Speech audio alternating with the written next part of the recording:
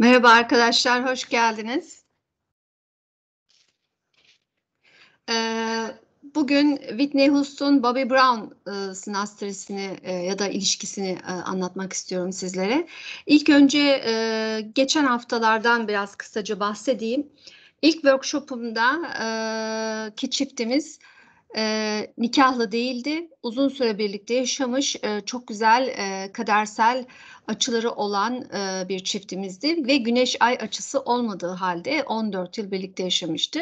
İkinci çiftimizde hem yeni ay yani Güneş Ay kavuşumu vardı sinastrelerinde hem de karşıt açısı yani Dolunay aşkı vardı sinastrelerinde ve onlar da iki kere nikahlanmış bir çiftti ve birbirlerini unutamayan bir çiftti. Bugünkü analizimiz biraz daha üzücü bir aşk hikayesi olacak. Bilmiyorum Whitney Houston'u seven var mı aranızda? Yine benim kuşağımda çok sevilen biri kendisi, unutulmaz biri. Ve hepimiz onun acı hayat hikayesinde çok üzülmüştük. Ee, Amy gibi, Amy de öyleydi. Şimdi Whitney Houston çok başarılı bir şarkıcı. Zaten annesi Katolik kilisesinde şarkı söyleyen ne diyorlar onlara işte kilise şarkılarını söyleyen bir kadın. Ve kızını da zaten o şekilde yetiştirmiş. Yani dindar bir kadın Whitney Houston ve yardım yapıyor kiliseye, hayır kurumlarına vesaire. Böyle düzenli bir hayatı var ve başarılı bir kariyeri olan bir insan. Bobby Brown ise çocukluğundan beri Hollywood'da ünlenmiş, zengin, ünlü, çocukluğundan beri şımarık olan, kendini taşıyamayan sorunlu bir karakter. Ve enteresan tanışıyorlar. Tanıştıklarından evleniyorlar. Whitney Houston gibi bir karakter, Bobby Brown gibi bir karakteri sevip evleniyor, nikahlanıyor. Sonra arkadaşlar belli bir süre geçiyor. Tabii bu arada Bobby Brown'un uyuşturucu sorunu var, kişisel karakteriyle ilgili sorunları var, şiddete meyilli bir tarzı var. Araştırırsanız yani çok böyle hep hapis hayatları bile hapise girmiş çıkmış bir insan. Yani sıkıntılı bir karakter. Bunları okursunuz çok üzücü. Böyle bir kadının hani öyle biriyle evlenmesi çok çok üzücü. Sonra çocukları oluyor. Kadın da bir şekilde uyuşturucuya bulaştırıyor. Kadın da onun gibi bağımlı hale geliyor. Çocuklarından sonra mı öncesini tam orayı anlayamadım araştırmama rağmen. Ondan sonra tabii uyuşturucu olduğu için kadın düşükleri oluyor, aldattırıyor çocukları vesaire. Sonra kocası tarafından tacize uğruyor bir de. Bu da var. Şiddet, sözlü ve fiziksel. Bunu da yaşıyor ve sonra boşanıyor. Boşandıktan işte birkaç yıl sonra 2007'de boşanıyor. 12'de aşırı dozdan ölüyor. Yani kadının 20 yıllık bu adamla bir geçmişi var. Tanışması 2012, pardon 92 nikahı. 18 Temmuz 92 nikahı. Ölümü 15 Şubat 2012. Yani bu adamla ki 20 yıllık yolculuğunda adam kadının hayatının sonuna getirmiş. Ölümüne sebep olmuş. Çok enteresan bir hikaye ve insanı çok etkiliyor. E, Hatta çok merak ediyorsanız mesela Öner Hoca'nın Öner Düşür'ün İlişki Astrolojisi kitabında da var. Kısaca bahsetmiş ilişkilerle ilgili bazı noktalara. İnternet sitelerinde de var. Yani böyle girerseniz çok hem astroloji sitelerinde de görebilirsiniz. Ben zaten Astro.com'dan detayları buluyorum. Astro.com datadan detaylar araştırıyorum arkadaşlar. Astro.com sitesinin data bankı bu konularda çok iyi. Yani merak ettiğiniz ünlülerin haritasına girip oradan onların işte kaçıncı eşi, işte kimle ne yapmış, ne zaman çocuğu olmuş falan çok güzel e, doneler bulabiliyorsunuz ve araştırmanız için ya da çalışmanız için açıları görmeniz için faydalı oluyor. Bizim için ne önemli astrolojide? Elimizde çalışabileceğimiz haritalar önemli. İşte hangi açıdan nikah olmuş, işte hangi açıdan boşanma olmuş gibi gibi neler lazım bize çalışmak için. Bunun için de tabii ki gerçek şey lazım, tarihler lazım. Şimdi ben paylaşıma geçeceğim. Bir saniye.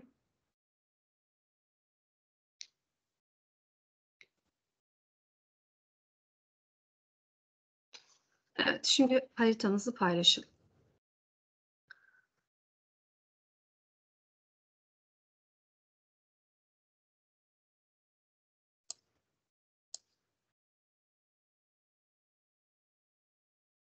Evet. Şimdi Whitney Houston'un önce haritasını anlatmak istiyorum. Haritayı görüyorsunuz değil mi arkadaşlar?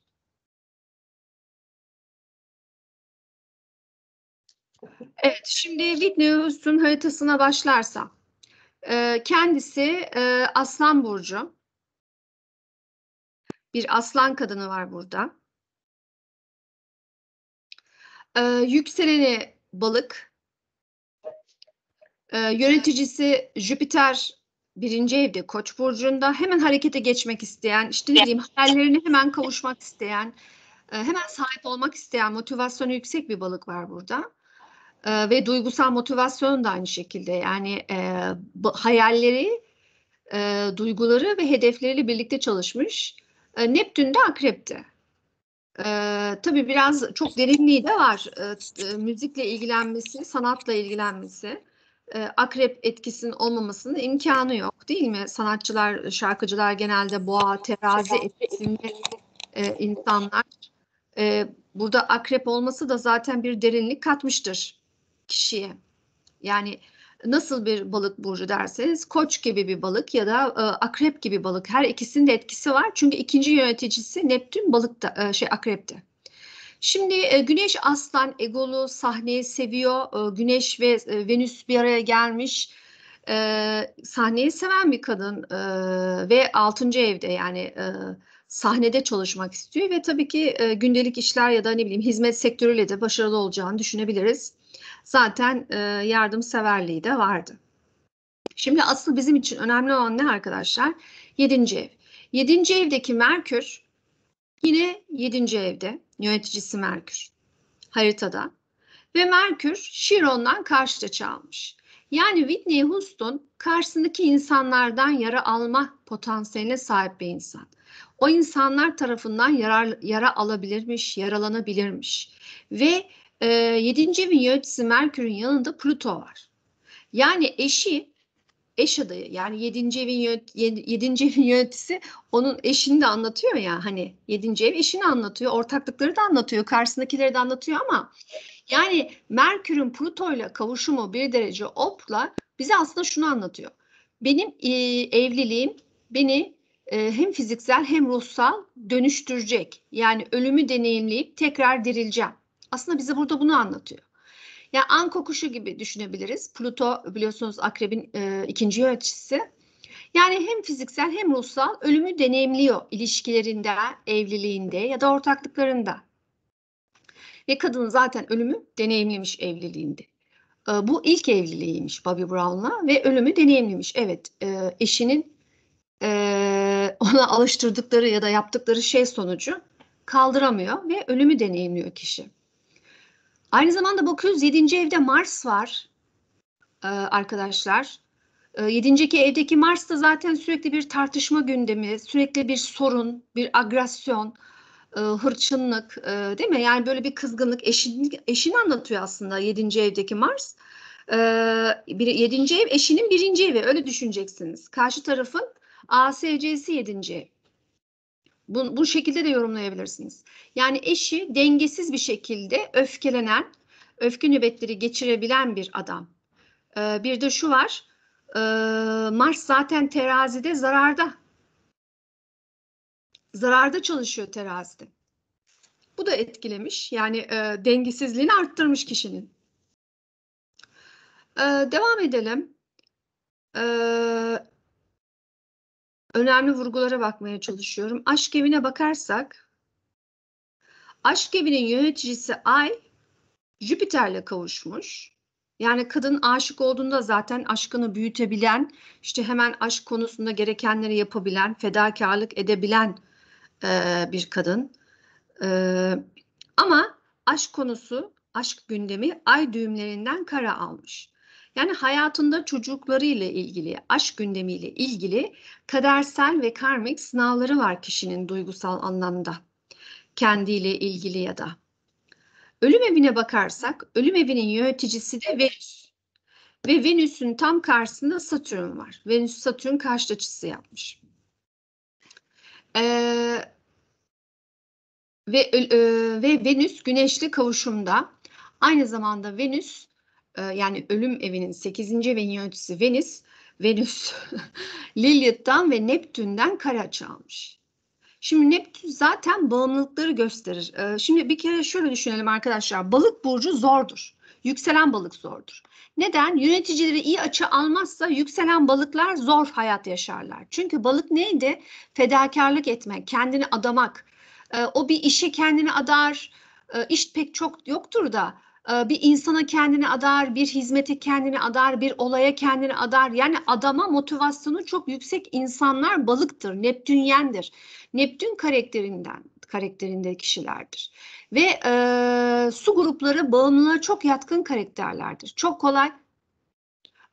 kolay su grupları insanları çok kolay sigara bağımlılığına düşebilirler, alkol bağımlılığına düşebilirler ya da uyuşturucu vesaire fark etmiyor, kumar her şey.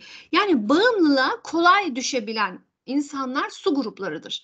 Şimdi burada Neptün yanında Lilith var. Yani üçüncü kişinin tetiklemesiyle ya da üçüncü kişinin teşvikiyle olan bir bağımlılığı anlatabilir.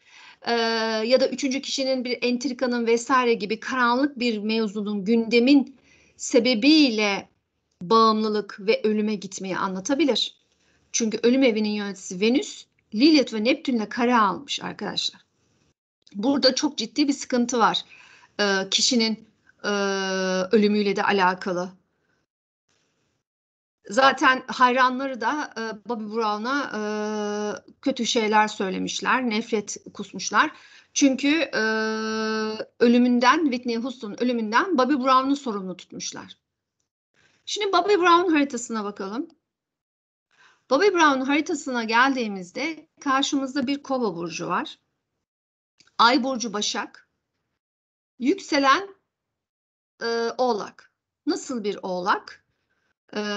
Nasıl bir oğlak dersek Koç gibi bir oğlak. Yani aynı kim gibiydi? Whitney Houston gibiydi. Whitney Houston'un da yöneticisi Koç'taydı. Bobby Brown'un da öyle. Yani demek ki bunlar aslında toplumsal olarak takındıkları maskelerinde hemen harekete geçebiliyorlar. Yani kafalarını koyduklarında bir koç gibi atak olabiliyorlar. Aksiyon alabiliyorlar gibi düşünebiliriz. Şimdi burada enteresan olan bir kere bir erkeğin haritasında ay bize kadınlarla olan ilişkisini, Venüs'te aynı şekilde sevgi, aşk, cinsellik konusunda potansiyelini Mars'la birlikte veriyordu, değil mi? Şimdi zaten Bobby Brown'un 7. ev yöneticisi, eşini anlatan gezegen de aynı zamanda Ay. Ve Ay kimin yanında arkadaşlar? Plüton'un yanında. İkisinin de haritasında eşleriyle ilgili ölüm var arkadaşlar. Belki de Whitney Houston Bobby Brown'un ölümüne sebep olacaktı. Bilemiyorum. Yavaş yavaş inceleyeceğiz haritaları. Şimdi burada Ay ve Plüto kavuşumu zaten eşini öldürmekle alakalı. Manen fiziken öldürmek, ölümü deneyimletmek, dönüştürmekle alakalı çok çok zor bir açı. Bakıyoruz Ay olumlu bir açı almış mı? Ayın aldığı olumlu bir açı yok zaten. 19-20 Mars'tan almış. Mars'tan olumlu bir açı almış. Onun dışında ayın olumlu bir açısı yok. Plüton'un hiç olumlu açısı yok zaten. Plüton tamamen dümdüz gidiyor. Uranüs, Jüpiter, karşısında Kuzey Ay düğümü Chiron, Venüs. Adamın Uranüs-Venüs karşıt açısı ve Chiron yani yara aldı mı ne yapacağı belli değil. Bakın yara aldı mı bu kişi ne yapacağı belli olmuyor. Karşı çünkü Uranüs var ve Jüpiter var. Yani Uranüs'ün karakterini Jüpiter daha da büyütmüş durumda düşünün. Ve kime saldıracağı, ne yapacağı, ne edeceği belli olmuyor. Yani zaten dedim ya bu kişi çok hapse girip çıkmış. Bu tarz gündemleri de var. Hapisler 12, Jüpiter, Uranüs yan yana. Yani Mars da zaten sıkıntıda. Ay'dan açı almış. Başka da bir olumlu açısı yok. Bu arada kişinin Güneş-Mars, evet Güneş-Mars karesi var. Vertexlerden de karesi var. Yani kişide Mars Akrep, Neptün Akrep yani sıkıntı. Neptün-Mars kavuşumu da bu kişiye bağımlılıklara düşkün ya da kafasında birinin ona kötü bir şey söylediğini ya da bir hareket yaptığını düşünüp takıntı haline getirebilir falan gibi de durabiliyor. Yani Merkür'üne bakarsak aslında Merkür Kova'da iyi görünüyor ama geri kalan tabii sıkıntılı olduğu için haritada sıkıntılı çalışmış. Burası da Bobby Brown'un ölüm evi. Ve orada Plüto var, Güney Ay düğümü var, Uranüs var, Ay var ve Jüpiter var. Yani burada ciddi ölüm evinde sıkıntılı pozisyonlar var. Şimdi sinastriline bakalım arkadaşlar. Sesim geliyor değil mi bu arada?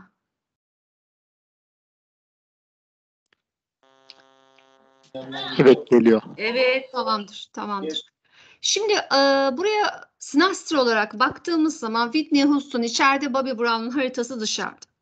Şimdi burada asıl sorun burada daha net görüyoruz. Çünkü iki haritada da sorunları gördük ama üst üste koyduğumuzda kişiler birbirlerini nasıl etkilemişler çok çok daha önemli. Mesela burada arkadaşlar Satürn-Venüs kavuşumu var.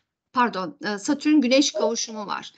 Satürn ve Güneş kavuşumu zaten bu ilişkinin karmik bir ilişki olduğunu gösteriyor bize. Satürn neydi? Karmaydı ve birbirine kanca atmışlar. Yani burada Whitney Houston Bobby Brown'a kanca atmış diyebiliriz. Yani o adamı ciddiye almış. O adamı ciddiye almaya değer görmüş. Diğer türlü Bobby Brown'un Satürn'e bakıyorum. Onunki de Whitney Houston ayıyla kavuşumda, Jüpiter'iyle kavuşumda. Bobby Brown da Whitney Houston aynı şekilde değer görmüş. Onunla kalmak istemiş o ilişkide ki aynı zamanda o da kanca açığa atmış. Bakın. Bu şekil çalışmış. Karşılıklı birbirlerine kancaları var. Yani aslında bu çift birbirlerine zarar verdikleri halde ayrılamamışlar. Yani böyle enteresanlıklar var. Onun dışında burada en zorlarından biri de Neptün-Mars kavuşumu. Şimdi biz malefiklerin sinastride yaptığı zor açıları sevmiyorduk arkadaşlar. Çünkü bunlar sıkıntılara sebep oluyor, sorunlara sebep oluyordu. Mesela Neptün zaten Akrep'te zordu dedim ya, hani bağımlılıklar vesaire gündemleri yaratabiliyor. Bir balık ve yöneticisi Neptün Akrep'te zor bir durum. Hatırlıyor musunuz bilmiyorum. Dadı bir oyuncu vardı, Amerikalı oyuncu yine. Dadı filminde Robbie Williams. O mesela yengeç akrepti. 60 küsür yaşında intihar etti. Yani bir yengeç akrep profili zaten zordur. Aşırı duygusal olduğu için bir şeylerin altından kendini kaldıramadığı için tabii haritayı incelemek gerekiyor. Zor yani, o kişi intihar etti mesela, o yaşta nasıl intihar etti, ben o zaman şaşırmıştım. Şimdi buraya Whitney Houston'a baktığımız zaman da akrep etkisinde bir balık. Tabii ki zor. Bağımlılıklara çok yatkın ya da kendini birine adama, kendini birini düzeltmek için adama. Whitney Houston zaten Bobby Brown'u bağımlılıklardan kurtarmak için kendini önce adamış. Yani bu adamı sevmiş, işte onun uyuşturuculardan kurtarmak için çaba harcamış. Tabii bu çabayı harcarken Bobby Brown onu uyuşturucuya alıştırmış. Yani birini kendini kurtarmak için feda ederken kendi feda olmuş. Şimdi burada bu açıyı en iyi anlatan, yani benim az önce anlattığım cümleyi en iyi tanımlayan açı ne? Neptün Mars kavuşumu arkadaşlar. Yani Bobby Brown'un bağımlılıklarla ilgili ona motivasyon vermesi, harekete geçirmesi, tetiklemesi. Tam da 8. ev konularında. Ay 19 derece Bobby Brown'un ayı ve 20 derece Whitney Houston'un verteksiyle kavuşumda. Bu da çok ciddi kadersel bir kavuşum. Yani burada ciddi aralarında bu tarz gündemler olmuş. Mesela Jüpiter Mars kavuşumu 7. ev. Uranüs zaten 7. eve düşmüş. Güney Ay düğümü 7. eve düşmüş. Mesela Güney Ay düğümü 7. eve düşen bir ilişkide bu ilişki birbirlerine bir şey öğretmek üzerine bir evlilik ya da ilişki zaten. Karmik bir ilişki. Yani burada bir gündem var. Yani burada yaşadığın acılara, sorunlara ahvah etmek yerine hani ben buradan ne öğrendim demek lazım. Ona göre bakmak lazım diye düşünüyorum. Çünkü burada Güney Ay düğümü boşuna oraya gelmemiş ya da o evliliği vermemiş o kişilere. Hani üzerine biraz düşünmeleri gerekiyor. Onun dışında baktığım zaman arkadaşlar bu arada hemen bakalım. Bobby Brown'un Venüs'ü Koç'ta. Şimdi Venüs de Koç'ta zararda çalışır. Aynı Mars'taki terazideki Mars gibi. Ve ikisi karşı karşıya. Bakın Venüs-Mars açıları karşı karşıya. Aralarında aşk ve cinsellik şey halinde böyle rekabet ve tutku halinde. Yani huzurlu değil. Biraz böyle birbiriyle yarışır halde bu aşk ve cinsellik durumu. Ve birbirlerini ağırlıyorlar gibi de düşünebiliriz. Çünkü Mars terazide, yani Bobby Brown'un Venüs'ünün Koç'ta ve yani şöyle söyleyeyim karşılıklı ağırlamayı. Yani Bobby Brown'un Venüs'ünün Koç'ta olması yerine e, pardon, terazide olması yerine Koç'ta olması, yani terazinin tam karşısında yöneticisinin olması demek. Aynı şekilde Mars da öyle. Yani yöneticisi aslında yönettiği burç Koç, karşıda olması gerekirken terazi burcunda olması karşılıklı yöneticilerin birbirini ağırlaması demek. Ve bu da zaten o bahsettiğim birbirine bağı, aşk duygusunu daha da arttırmış. Çünkü karşılıklı yöneticilikler olmuş. Onun dışında arkadaşlar malefiklerin dediğim gibi bir de artı yani jenerasyon gezegenleri klasik astrolojide pek sayılmıyor ama aslında çok çok önemli. Yani biz Neptün açılarını, Plüton açılarını ve Uranüs açılarını es geçemeyiz. Haritalarda hem natalde hem diğer tüm haritalarda çok kuvvetli çalışıyorlar. Hepsine çok dikkatli incelemeliyiz. Sinastri'de de çok kuvvetli çalışıyorlar bunlar. Yani Neptün'ün yaptığı açılar da bizim için arkadaşlar karmik bir gündem yaratabiliyor. Örneğin buradaki 8. evde, su grubu evinde, bir akrebin evindeki, zaten akrepte yani Neptün, ve orada Mars'la kavuşumu kesinlikle karmik bir pozisyondur. Bunu yaratıyor. Su grubu evleri de karmik çalışıyor. Yani hangi evler? Yengeç 4. ev, akrep 8. ev, balık 12. ev. Ayrıca bu Güneş Satürn kavuşumu 12. evde de zaten Bobby Brown'un Güneş'inin Whitney Houston 12. evine düşmesi, zaten Whitney Houston ona kendini her ne kadar adasa da o adamı kontrol edemiyor ki. Çünkü Güneş'i 12. evde, kontrol edemediği alanda. Adam belki gizli düşmanlık yapıyor, arkasından iş çeviriyor. Yani adam zaten ona dürüst görünmüyor ki. Ama tabii bunca az önce gösterdiğim gibi bağı gösteren açılar olunca bir şekil işte insanlar o ilişkiye girebiliyor. Onun dışında ruh eşiyle ilgili gösterge var mı, hemen bakalım. Şimdi Eros Kova burcunda, yöneticisi Satürn Jüpiter'le kavuşmuş. Mesela bu güzel. Yani Whitney Houston'un yükselen yöneticisiyle Bobby Brown'un Eros'unun yöneticisi kavuşmuş. Bu çok ciddi bir etki verir. Güzel bir etki. Onun dışında Psişesi Mars.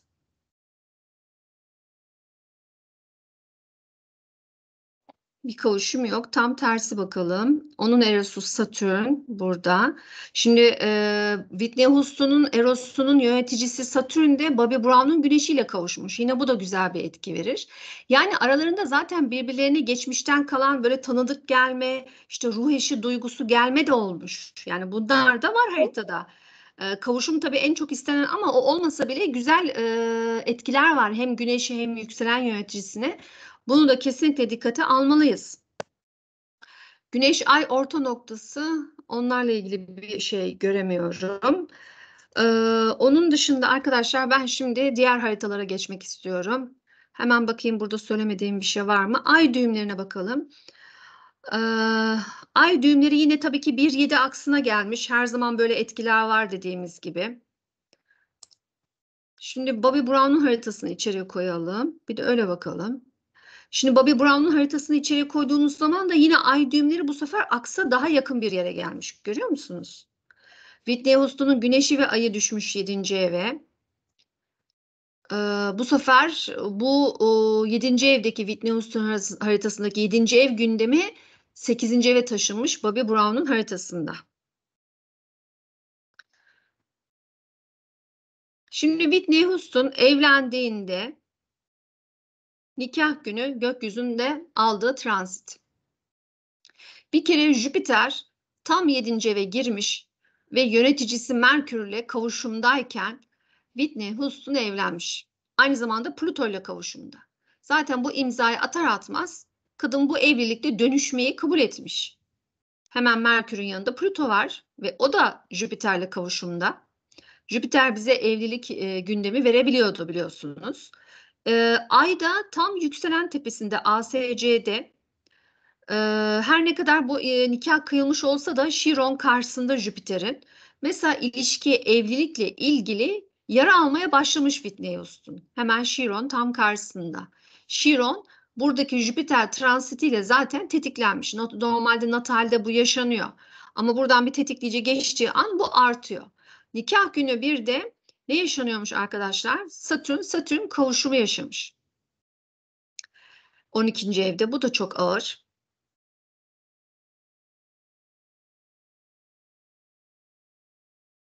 Güneş Merkür kavuşumu yaşamış nikah günü.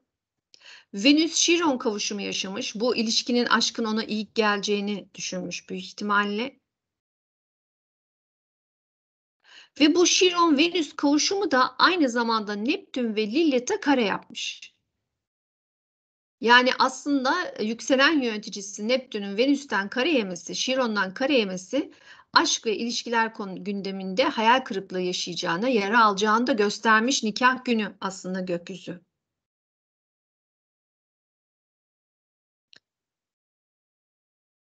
Ay düğümlerinden de destek açı almış. Orada da bir sıkıntı yok.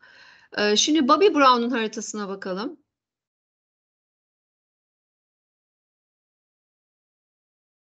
Bobby Brown'un haritasına baktığımız zaman Jüpiter bu sefer onun ayının üzerine geliyor. O evleniyor. Yani ay erkeğin haritasında kadını anlatıyordu. Aynı zamanda 7. ev yöneticisi. İşte nikah kıyıyor, evleniyor ve artı 7. evinden Güneş geçiyor, Venüs geçiyor, Şiron geçiyor, Merkür geçiyor. Yani ciddi bir stellium da var. Burada bir evlilik gündemi veriyor. Satürn güneşiyle kavuşmuş, bir sorumluluk almış hayatıyla ilgili. Satürn ona bir sorumluluk vermiş ve Uranüs tam da yükselenle kavuşumda ani bir gündem vermiş kendisiyle ilgili ve ilişkileriyle ilgili. Bu arada enteresan olan Mars'ın açısı. Mars vertex aksına ve anti-vertex'e kare atmış ve 4. ev konularından, aile konularından Mars'ın karesi var. Aynı zamanda Mars Lilith karesi de var arkadaşlar. Burada kariyer hayatıyla da ilgili bazı karanlık işler dönmüş olabilir kişinin. Şimdi Whitney Houston'un tacize uğradığı anki gökyüzü hareketine bakacağım.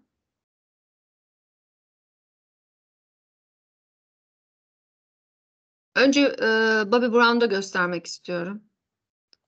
Orada çok daha net göreceksiniz. Şimdi Bobby Brown'un haritasında taciz günü 7 Aralık 2003'te oluyor bu. Bu arada onlar 92'de nikahlanıyor. 11 yıl sonra bir taciz olayı yaşıyorlar.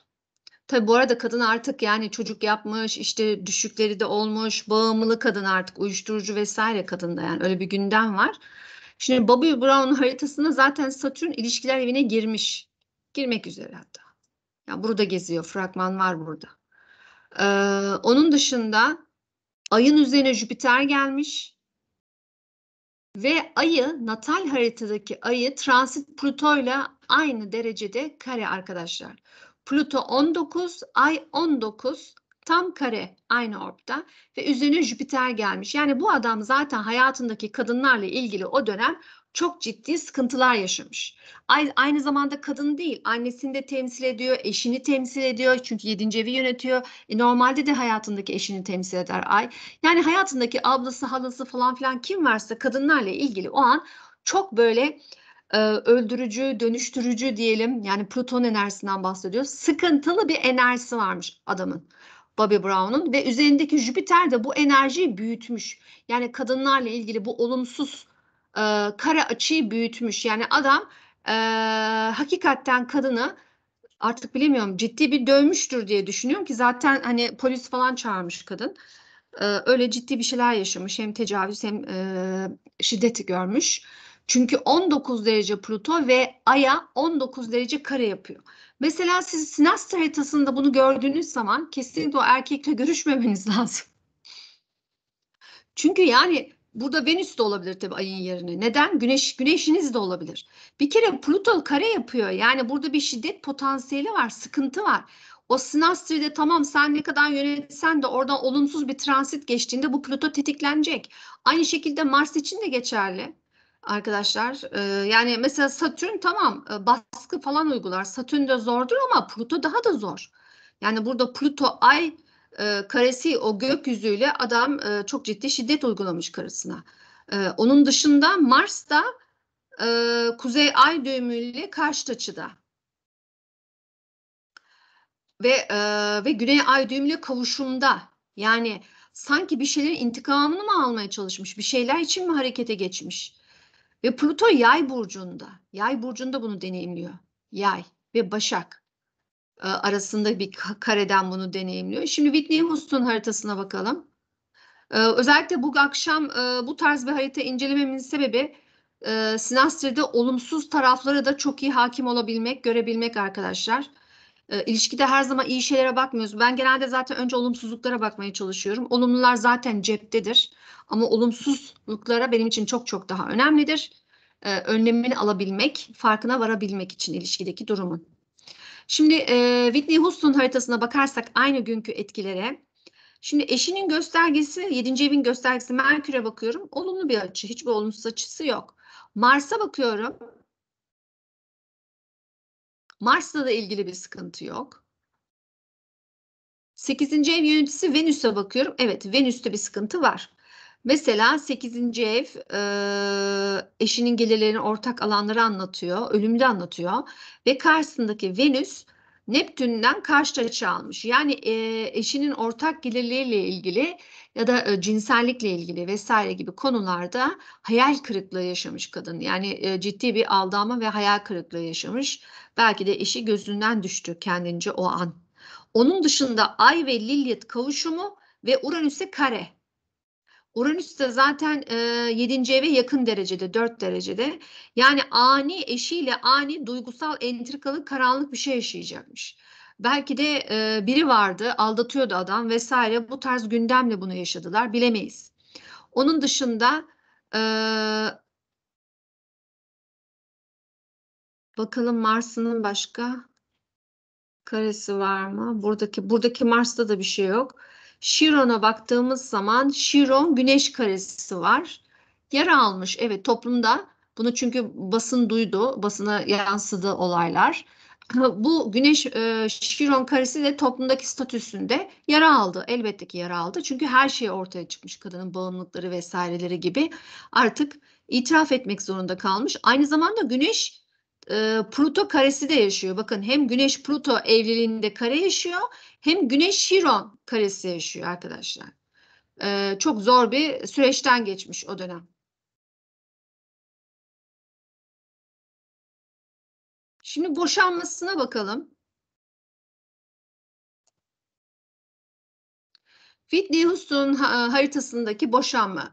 2007'de de boşanıyorlar. 2003'te taciz oluyor. 2007'de boşanıyor. Evet.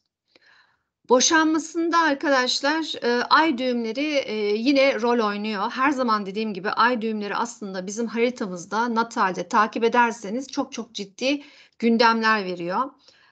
Kadersel gündemler başlıyor bizim dışımızda gelişen.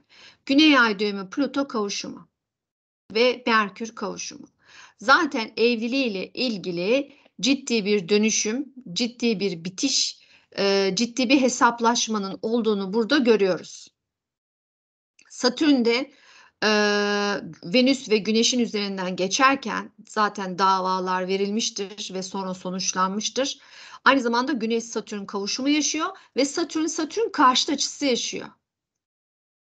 Yani evlendiğinde Satürn kavuşumunda evlendi, boşandığında da Satürn 180'liğinde boşanıyor gökyüzünde arkadaşlar. Aynı zamanda Satürn-Şiron kavuşumu da var boşanma anında. Yani Satürn'de imzası var. Hepsine, hem nikah hem boşanmaya yani imza atar. Kendileri öyle çalışıyor. Şimdi burada Satürn zaten Venüs'e geldiğinde, Venüs'ün üzerinden geçerken kesinlikle mahkemelerle ilgili bir gündem oluşmuş kişide. Sonra da artık Güneş'in üzerinden geçmiş, nikah yani boşanma bitmiş diye düşünebilirsiniz. Tabii Uranüs'ün 1. evde olması da güzel olmuş bence. Kişide özgürlük dürtüsü artmış. Yani ilişkiyi kolay bitirebilmiş. Çünkü neden? Bağımlı karakterin bir ilişkiyi kolayca bitirmesi zordur. Yani Neptünyen kişilerden bahsediyorum. Çünkü onlar e, önlerini tam göremezler. Kafalarında hayal ettikleri gibi ya da buzlu camdan baktıkları gibi olabilir onlar için hayat. Aynı zamanda tabii harekete geçiren ne olmuş? Mars-Şiron kavuşumu, yani kişi aslında çok yara alsa da hemen ilişkileriyle ilgili, kendisiyle ilgili harekete geçmiş. Tabii Kuzey Ay düğümü 1. evin de desteği var burada. Yani kendini ön plana almış o dönem. Bobby Brown haritasına bakalım, boşanmada nasıl olmuş. Bobby Brown haritasına baktığım zaman zaten boşanma evinde Satürn'ü var, onun da gördüğünüz gibi. Satürn ilişkiler evlilik evinde geziyor. Pardon, boşanma dedim. Evlilik evindeyken kişi zaten boşanma kararı almış. Artı Güneş Satürn karşıt açısı yaşıyor. Ve Neptün Satürn karşıtlığı da yaşıyor ilişkilerle alakalı. Güney Ay düğümü de ayı geçmiş artık, ayın üzerinden ve 7. eve geliyor. Yani kişinin yine boşanma haritalarının çoğunda Satürn etkisini görüyoruz. 7'de, 8'de, işte bazı göstergelerde 1'de ya da 4-10'da bu tarz etkiler var. Devam edelim. Şimdi asıl sıkıntılı olan Whitney Houston'un ölüm anı. Evet. Şimdi Whitney Houston 2012'de Şubat ayında vefat etmiş. Öldüğü anki harita bu arkadaşlar. Ay düğümleri 4-10 aksına yaklaşırken ve vefatında Güneş-Satürn kavuşumu olmuş. Güneş karşıt açısı. 8. ev yöneticisi Venüs'e bakıyorum. Bakın hiç olumsuz açısı yok. Ama tabii sadece bu değil. Arap noktalarına bakmak lazım. Sabit yıldızlara bakmak lazım. Yani bakılacak orta noktalara bakılabilir. Asteroitlere bakılabilir. Bakılacak çok gösterge var aslında. Ben kısaca anlatmaya çalışıyorum. Çünkü bu bir eğitim değil. Eğitimlerimde bunların detaylarına giriyorum. Ama bu bir eğitim değil. Yani kısaca size harita analizi pratikleri kazandırmaya çalışıyorum burada workshoplarımda. Yani sırf gezegenlerle az buçuk bir şeyler görebiliyoruz. Ama dediğim gibi detay analizlerde bakılacak daha çok teknikler var, çok gündemler var. Şiron tam ASC'ye yaklaşmış, işte Merkür yaklaşmış ve Uranüs tam karşısında. Bakın Şiron, Uranüs karşıt açıda. Yani kesinlikle bence bir yara almış o an. Bir yarası var, bir yaralanmış, yara almış. Zaten Mars Vertex'le kavuşumda. Ee, Bir üzülme, bir sıkılma durumu kesinlikle olduğunu düşünüyorum. Arkasından işte uyuşturucu kullanmış ve yüksek dozdan ölmüş galiba. Öyle diye okudum. Böyle bir gündem yaşamış. Zaten yine Ay da Uranüs'e kare yapmış. Yani duygusal, ani, üzücü bir şey yaşamış ilişkileriyle ilgili. Ay düğümlerine bakarsanız bu da çok üzücü. Ay düğümleri Plüto'ya kare. Bakın Plüto ay düğümleri karesi var. Pluto zaten ölümle ilgiliydi ya, anlatıyordu ve bu var yani. Burada bu da sıkıntı oluşmuş. 4. ev, 8. ev her ne kadar ölüm anlatsa da 4. ev hayatın sonunu anlatır. Hayatın sonu da Merkür ve Plüto kavuşumu ve bu kavuşum ay düğümlerinden kare yemiş. Yani çok böyle o senaryo oluşmuş, kişi işte hayal aleminde mi artık diyeyim, kendince vefat etmiş. Belki de vefat etmek istemiyordu. Çok fazla vurunca öyle oldu. Bilemiyorum ki. Yani çok üzücü. Aynı zamanda Mars'ın karşısında Satürn, Venüs'ü de var. Bakın Venüs Mars karşıtlığı, ölüm evinin yöneticisi Venüs tam Mars'ın karşısında. Yine ilişkilerle ilgili bir gündemden ötürü olmuş. Aynı gün Bobby Brown'un haritasına bakalım. Bobby Brown olaydan nasıl etkilenmiş? Tabii bunlar Whitney Houston öldüğünde zaten boşanmışlardı.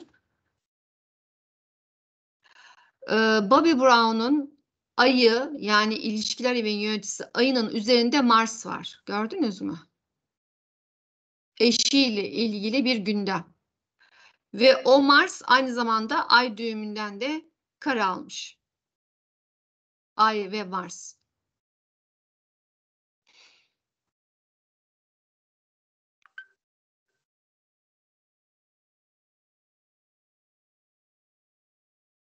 Anlatmadığım başka bir şey var mı diye bakıyorum arkadaşlar şu an.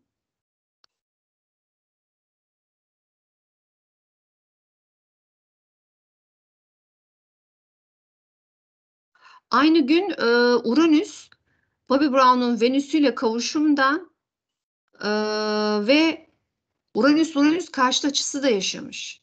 Herhalde inanamamış, şok olmuştur diye düşünüyorum bu bir aldığı bilgiye. Şok olduğunu düşünüyorum. Bu arada en üzücü şey de kendi çocukları da 20'li yaşlarda uyuşturucudan vefat ediyor. Yani Whitney Houston arkasından Bobby Brown kendi çocuğuna da kızına da sahip çıkamıyor ve kızı da uyuşturucudan ölen biri 20'li yaşlarda. 22 miydi, 21 miydi öyleydi. O da yine ölmüş. Yani çok yazık, kayıp bir hayat. Soracağınız sorular varsa alayım arkadaşlar.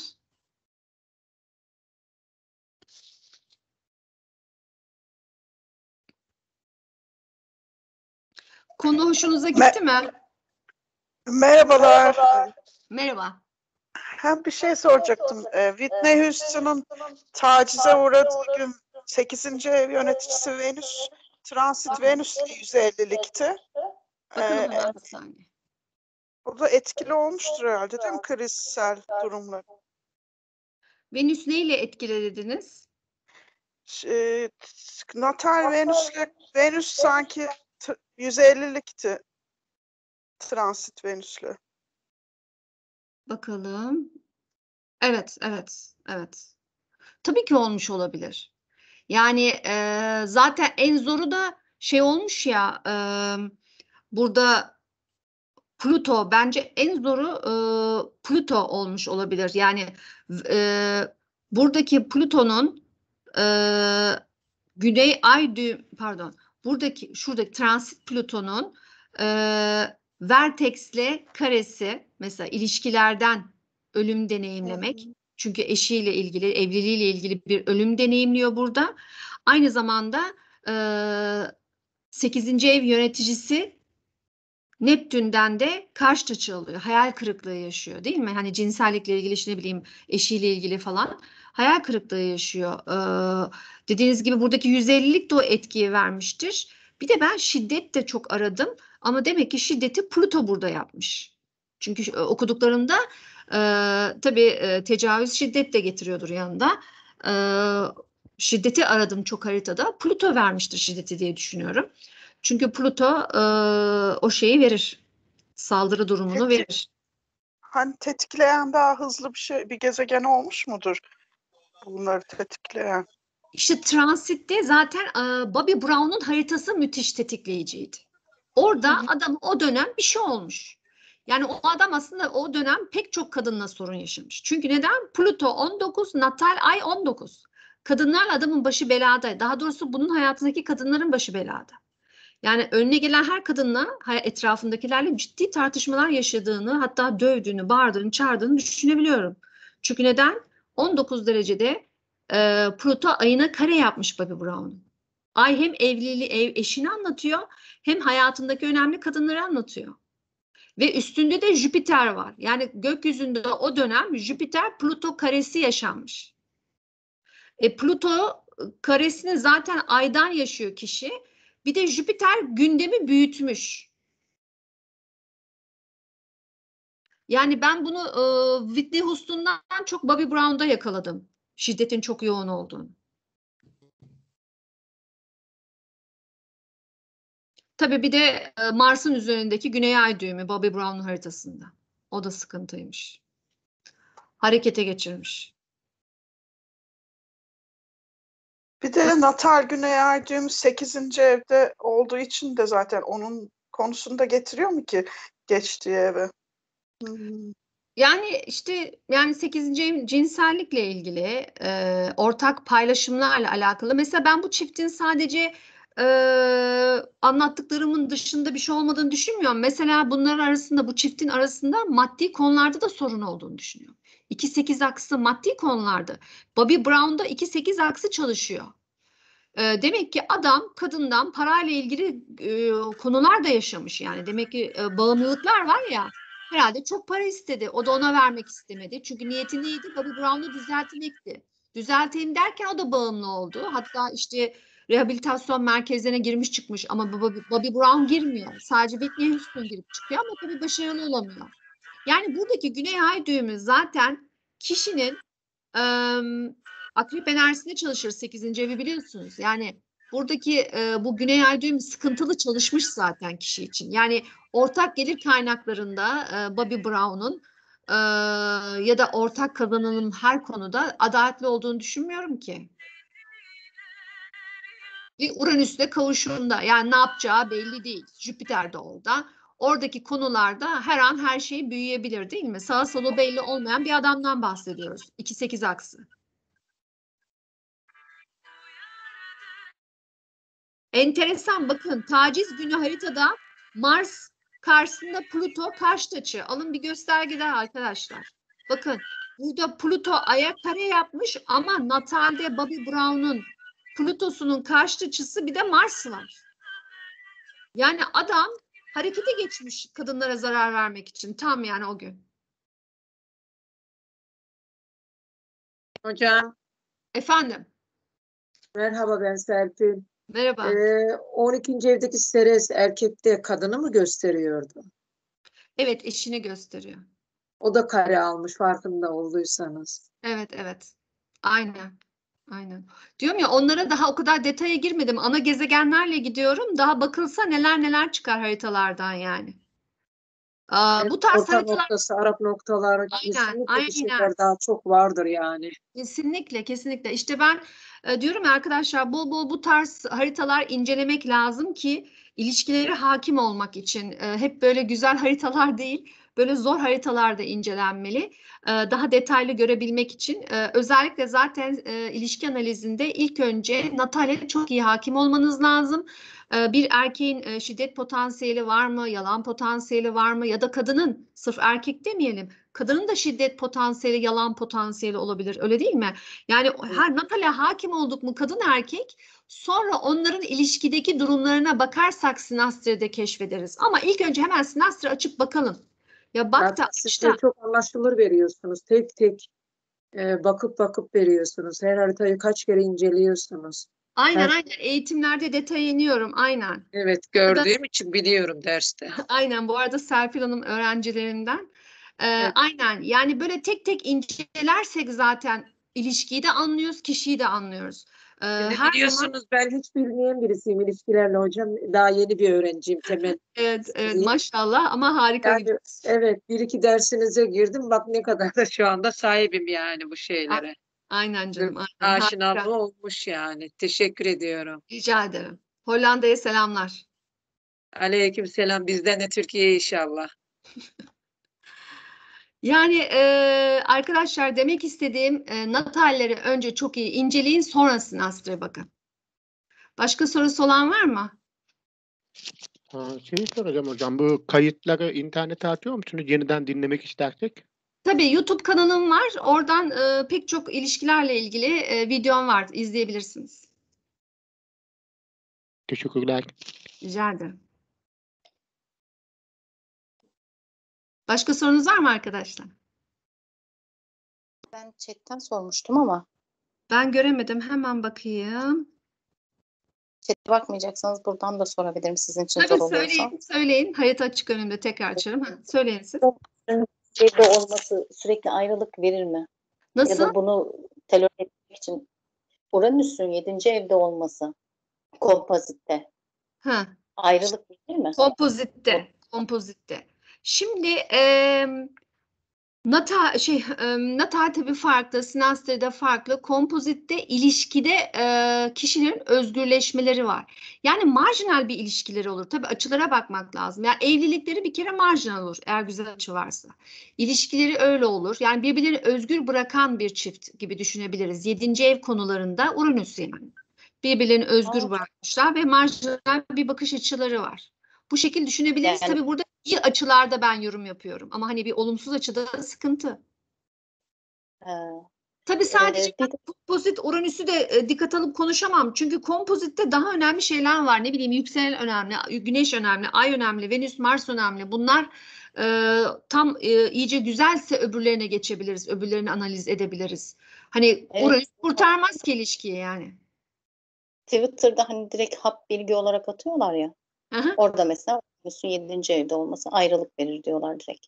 Zaten ben bunu danışmanlıklarımda da söylüyorum, eğitimlerimde de söylüyorum. O kadar çok böyle denk geliyorum ki lütfen hap bilgileri sadece bilgi alın. Oradaki hap bilgi haritanızda gördünüz mü kullanmayın. Çünkü harita bir bütündür. Yani ben sadece bir tane gözümden ibaret değilim ki ben bir bütünüm. Onun gibi düşünün. Harita bizim parmak izimiz kadar özeldir ve bir tanedir. Başka öyle bir harita yoktur, özeldir. Ve bir bütündür. Bütün incelenmeli. Ben kalkıp sadece Uranüs'le siz ayrılacaksınız. Kompozit Uranüs 7. ev bunu dedi diyemem. Böyle bir şey yok. Ben Natal'e bakmalıyım, Sinastri'ye bakmalıyım, kompozitin hepsine bakmam lazım. Hepsine baka baka gideceksiniz. Yani bu Ya, kadar hap bilgileri sadece dediğim gibi eğitim amaçlı bilgi onlar.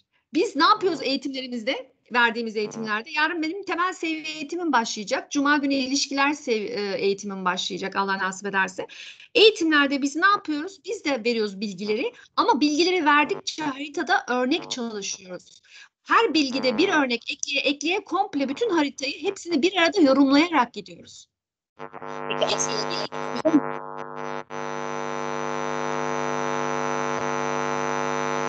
astrologlerde biliyor musunuz? Duyamıyorum.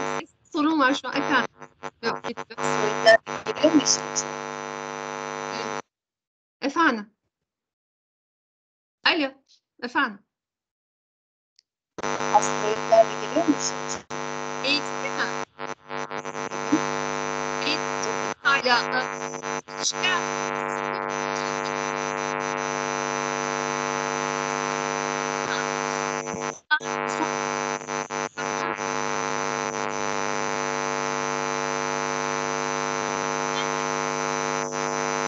de başladım. Allah nasip ederse onu da alayım. Daha sonra onu da vermeyi düşünüyorum içerisinde. Yani ben detaylı bir eğitim, branş eğitimi vermek istiyorum. Yani ilişkiler astrolojisi eğitimini benden alan her şeyini tam öğrensin, tam bir paket alsın istiyorum.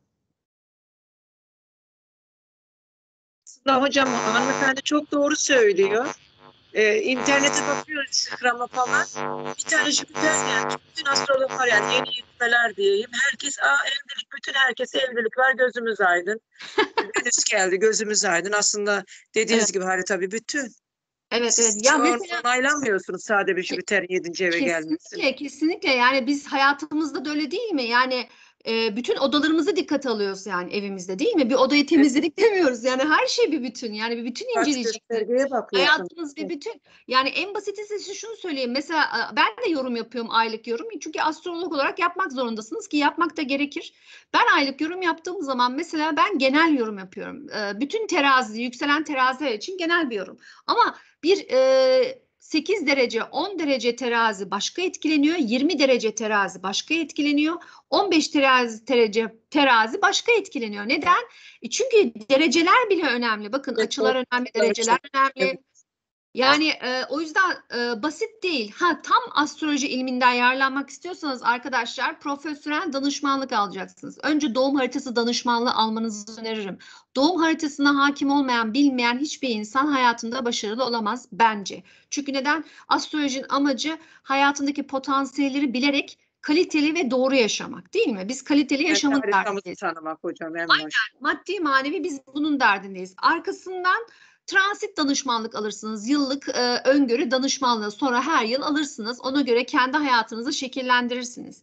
Ama haritaya öyle bir iki açıyla hakim olamayız. Kesinlikle harita bir bütündür. Unutmayalım. Ve ben çok üzülüyorum böyle yorumlarla. çok çok üzülüyorum. Yani çocuğu için bir şey okumuş, bana soruyor ya da kendiyle ilgili, yani çok üzücü şeyler duyuyoruz yani. Ha, bunu ben de yaşadım. Anlıyorum. Çünkü ben de yaşadım.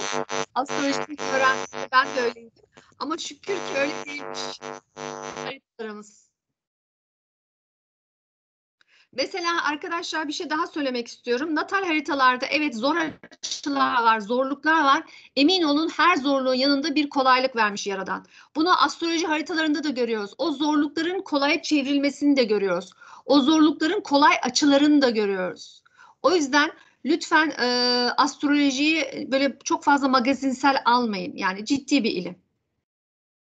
Başka sorunuz varsa yardımcı olabilirim. Yapmayı bitirelim. Bir fal olayını bir bitirmemiz gerekiyor hocam. En güzeli o. Evet. Herkes bunu fal diye baktırıyor. Değil. Aynen, maalesef. Alakası yok. Gerçekler yani. Yaşamın gerçeği bu. Aynen. Bir T karenin yani falla alakası var mı? Aynen değil mi? Aynen. Yok. Yaradan böyle yaratmış. Yani biz o Evet. sisteme uyum sağlamaya çalışıyoruz. Başka bir şey. Zorluğun yanında kolaylığı da arkasına bakıp tanımış yani. Aynen. Çok teşekkür ediyorum. Ağzınıza Rica sağlık. ederim. İyi akşamlar. İyi akşamlar. Başka sorunuz var mı arkadaşlar? Kapatıyorum. Daha yakın olunca ister istemez ağır gezegenler birbirine eş oluyor. Etkiliyorlar birbirlerini. Aynı şeyi veriyorlar. Frekansa giriyorlar. Evet. Burada daha çok yavaş gezegenler mi dikkate alınmalı? Ya aslında bütün gezegenler dikkate alınmalı da yavaşı yaşamak zor oluyor. Mesela bir Plüto transiti. Yani 1 derece, 2 derecede gezip duruyor 1 yıl ya da 2 yıl ve retrosu bile 1 derece. Şimdi Plüto transiti nasıl dikkate almayacaksınız? Tam böyle kişisel bir gezegenin üzerinde olan bir Plüto transiti düşünün, Güneş'in üzerinde. Yani o kişi en az 4-5 yıl ciddi bir dönüşüm yaşıyor. Her alanda yani. Ağır hareket eden gezegenlerin transitleri yavaş çalışıyor gibi görünüyor ama hayatımızda çok ciddi değişimlere sebep veriyor. Hızlı hareket edenler hızlı güncel konular yaşatıyor bize. Ay gibi, ay hareketleri 2,5 günde bir burç değiştiriyor. 2,5 günde biz bir mutlu oluyoruz, bir depresif oluyoruz değil mi? Yani insan hali. Çünkü neden? Ay öyle 2,5 günde bir burç değiştirdikçe bizim ruh halimiz değişiyor. Mesela yengeç burçları o yüzden biraz anlaşılmaları zor olabiliyor yengeçlerin. Çünkü sürekli mod değişir onlarda. Yöneticileri aydır çünkü. Yani ben bütün gezegenlerin çok ciddi dikkate alınması gerektiğini düşünüyorum. Sinastri'de için diyorlar karma diye. Ama bunlar Sinastri'de zaten yakın yaşlarda birbirine hep denk geliyor. Ağır oldukları için. Bir Şimdi- özellik katmıyor değil mi ilişkiye? hangisi Satürn mü? Satürn olsun, Plüto olsun yakın yaşlarda hep karışım oluyor. Şimdi şöyle zaten astrologlar şunu öneriyor. 7 yaştan büyük yaş farkı olmasın aranızda. Çünkü bu dediğimiz gibi o jenerasyon gezegenlerin sıkıntılı açıları oluyor. Onun dışında aynı yaş grubu da olması iyi olmuyor. Çünkü az önce sizin de bahsettiğiniz gibi arada 1 yaş var. İkisinin Plüton'un da dip dibe. Yani sıkıntı değil mi? O kişi kadın kendi Plüto zor açılarını hayatında yaşarken o adamla birlikteyken yine o Plüto zor açılarını katmerli yaşıyor. Çünkü onun Plütosu da işin içine girdi adamınki de. Ne oldu? 2 kere zor yaşıyor konuyu. Yani aralarında en az bir 3-5 yaş olmalı kişilerin ki o jenerasyon gezegenlerin yani natalimizdeki zor açıları karşı tarafla birlikte duble olmasın sinastride açı diyelim zor açı olarak. Onun dışında da zaten haritalarda şey çok önemli. Satürn döngüsünü yaşamak olarak astrolojik olarak çok çok önemli. Pek çok astrolog da bunu tavsiye ediyor ki bence de öyle. Yani bir insan kadın olsun erkek olsun Satürn döngüsünü yaşamadan evlenmemeli. Neden? Çünkü biz Satürn döngüsünden sonra olgunlaşıyoruz. Yani erkeklerin askere gidip gelmesi gibi bir şey yani. Çünkü Satürn adam ediyor yani. Herkesi adam ediyor. Sıkıysa adam olmasın. Oluyor yani. O Satürn sorumluluğuyla, döngüsüyle hem kadın hem erkek sorumluluk almanın, elini taşın altına koymanın işini öğreniyor, konusunu, gündemini öğreniyor. Ama ondan önce yapılan evliliklerde zaten o yükselen enerjisine tam girilmemiş oluyor. 20-25'ten sonra yükselen enerjisine giriyoruz arkadaşlar. Tam o sorumluluğu almamış oluyor. Ondan önce yapılan her evlilik çok zor. Bunu söyleyebilirim. Özellikle erkeklerde Hani kadınlar yine erken olgunlaşıyor da özellikle bizim kültürümüzde. Özellikle 30 yaş civarı evlenmeli erkekler kesinlikle.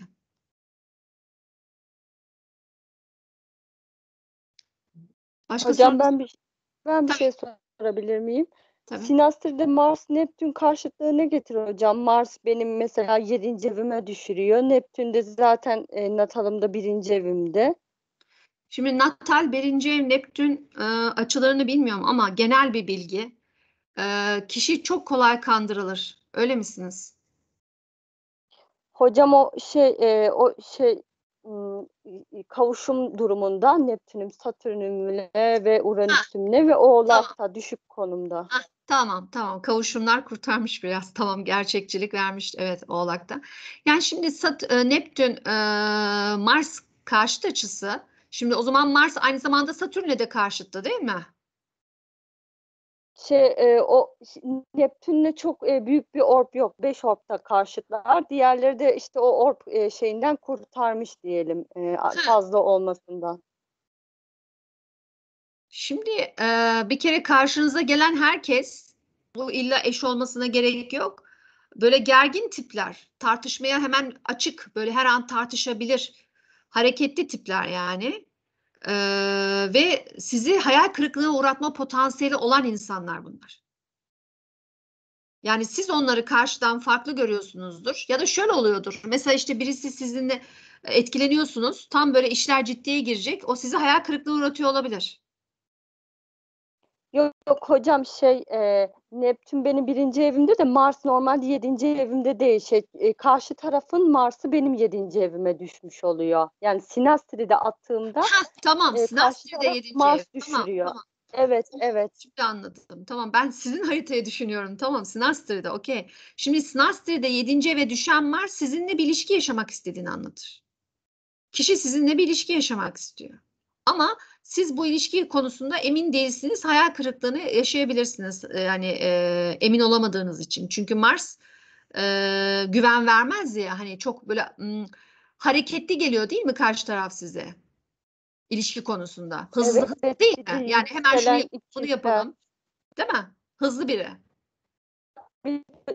Karşı taraf yükselen ikizler olduğu için bile İşte Mars Koç ya, Koç karakterinde hızlı hareket ediyor ama siz Oğlak'ta Neptün emin olmadan harekete geçmez ki. Yani siz daha emincisiniz. Böyle emin adımlarla gitmek isterken karşı tarafın hızlı hareket etmesi sizi hayal kırıklığına uğratabilir.